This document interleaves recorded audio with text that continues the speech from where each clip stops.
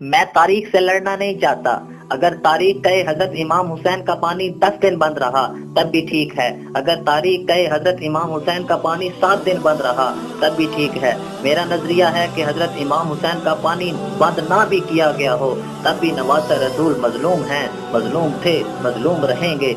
लेकिन तारीख को छेड़ने के बजाय तारीख का मुतालिया करता हूँ तो मुझे नजर आता है कि इस्लाम की तारीख में सिर्फ हजरत इमाम हुसैन की शहादत को मजलूमाना या दर्दनाक नहीं करार दिया जा सकता, बल्कि अगर हम 10 मुहर्रम की तरफ जाते हुए रास्ते में 18 जुलहज की तारीख पढ़ें तो एक ऐसी शहादत दिखाई देती है जिस शहीद होने वाले का नाम हजरत उस्मान गनी है।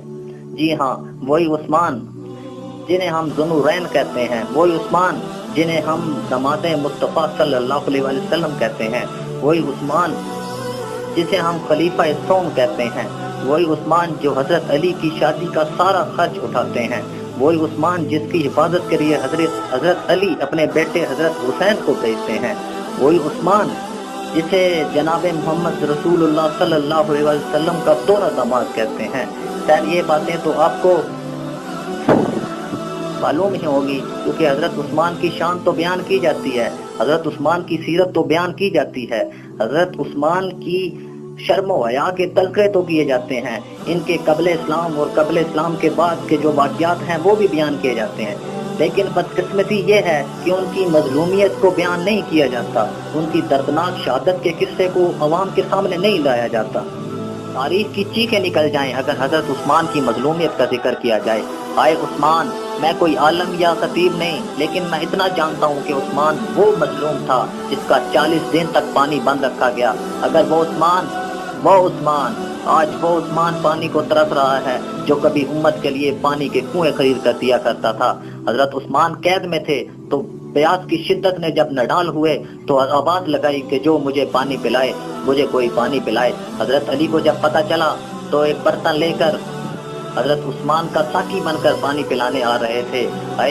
आज करबला में हजरत अली, हजरत असगर पर बरसने वाले तीरों का तो जिक्र होता है, लेकिन हजरत अली के बर्तन पर बरसने वाले तीरों का जिक्र नहीं होता।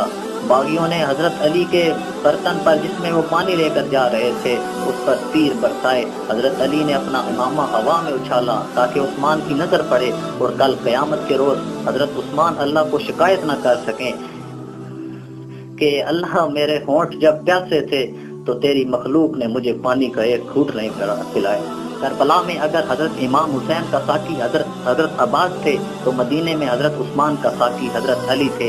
इस उस्मान को 40 दिन हो गए थे एक घर में बंद किए हुए। जो उस्मान मस्जिद नबी के लिए जगह खरीद कर देता था, आज वो उस्मान किसी से मुलाकात नहीं कर सकता था। जिसकी महफिल में बैठने के लिए लोग तरसते थे, आज वो तन्हा किसी कोठरी में बंद था।